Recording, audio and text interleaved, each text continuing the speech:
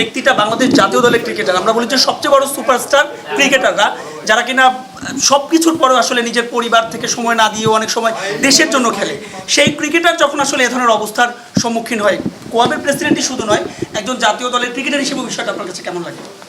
না, আমি একজন ক্রিকেটার হিসেবে একজন ক্রিকেটারের সাথে এই ঘটনাটা, এটা মোটেও আমাদের কাম্য না। এটা একটা অনাকাঙ্ক্ষিত ঘটনা। আর এছাড়া শুধু ক্রিকেটার হিসেবে না, একজন সাধারণ মানুষের ক্ষেত্রেও এই ধরনের ঘটনা ঘটা উচিত না।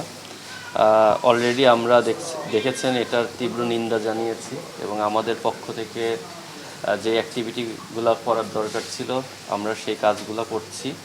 এবং সাথে সাথে ক্রিকেট বোর্ড কালকে রাত থেকেই কিন্তু অ্যাক্টিভ।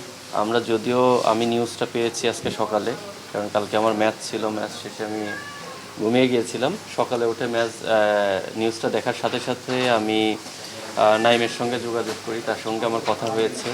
ইরফান ওখানে গিয়েছে আমাদের প্রতিনিধি হিসেবে, ইরফান ওর ফ্যামিলির সাথে কথা বলেছে।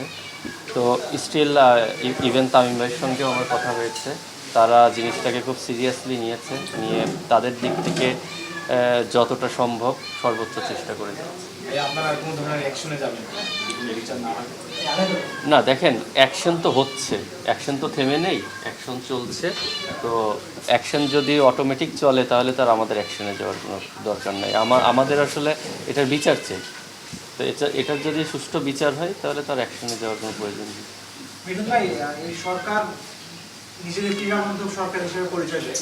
এর আগেও একবার এক শুটারের উপর আসিফ ছিলেন, তার উপর আসলে হামলা হয়েছিল, তখন এই সরকারই ছিল।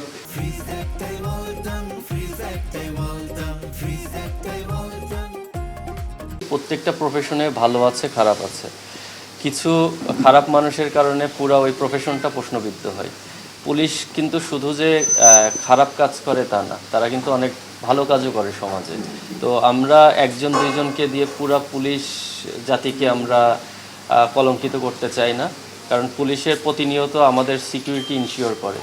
আমাদের প্রত্যেকটা অ্যাক্টিভিটিতে কিন্তু তাদেরকে আমাদের অনেক প্রয়োজন হয়। তো আমরা যেটা মনে করি যে যেই খারাপ মানুষগুলা এটাকে প্রশ্নবিদ্ধ করছে, এদেরকে চিহ্নিত করা উচিত। চিহ্নিত করে এটার পেছনে অন্য কোনো কারণ আছে কি না সেটা ঘাটিয়ে দেখা উচিত। কারণ আমি পার্সোনালি ফিল করি একজন ক্রিকেটার, কারণ আমরা জানি ক্রিকেটারদের বাংলাদেশের সকল শ্রেণীর মানুষ ভালোবাসে। তাদেরকে যখন পরিচয় পাওয়ার পরেও তাদেরকে অ্যাটাক করে, তো জিনিসটা অবশ্যই আমার মনে হয় যে এর পেছনে কিছু থাকতে পারে।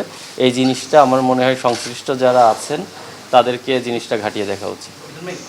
কালকে নাইমের জন্য একটা বিশেষ দিন ছিল, কালকে নিউজিল্যান্ড জিম্বাবুয়ে সিরিজের স্কোয়াডে সে ফিরেছে।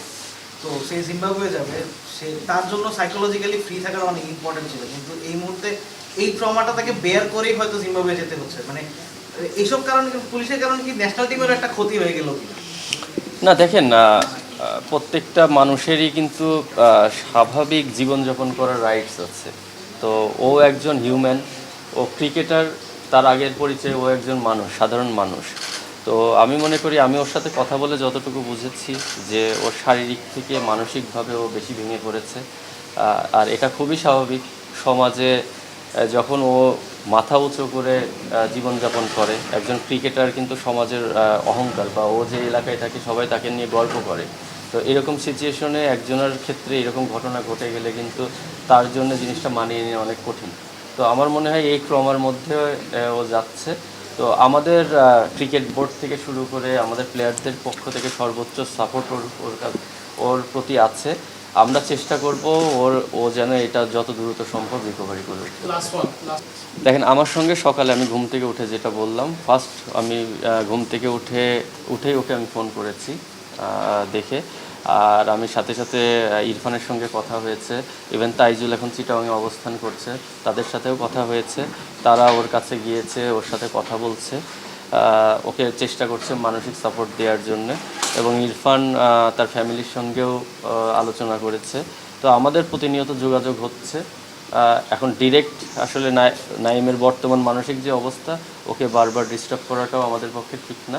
তো আমরা চেষ্টা করছি ওর একটু স্পেস থাক, ও নিজের মতন করে কিছু সময় কাটাক, যেন এটা দ্রুত রিকভার করে উঠতে পারে। ইউসুফ ভাই বলছিল আসলে আবির অর্ধেকটা যে সামনে জিম্বাবুয়ের বিপক্ষে সিরিজ আছে, কতখানি আসলে টাফ? আপনি নিজেও ইন্টারন্যাশনাল ক্রিকেট খেলেছেন দীর্ঘ সময়, রিকভারি করে আবার পারফরমেন্সের দিকে পুরোটা মনোযোগ দেওয়া কতখানি আসলে টাফ? দেখেন, এটা ডিপেন্ড করে, ম্যান টু ম্যান ভ্যারি করে, কারণ সবাই মেন্টালি একরকম না। কেউ খুব দ্রুত অ্যাডজাস্ট করতে পারে, কারো একটু সময় লাগে। আমি তো অবশ্যই দোয়া করব যেন ও দ্রুত জিনিসটা রিকভার করে উঠতে পারে। আর পারিপার্শ্বিক সাপোর্ট যদি ওর প্রতি থাকে, সবাই যদি ওকে সাপোর্ট করে, আমার মনে হয় জিম্বাবুয়ে সিরিজের আগে ওর রিকভারি করে ওঠা সম্ভব।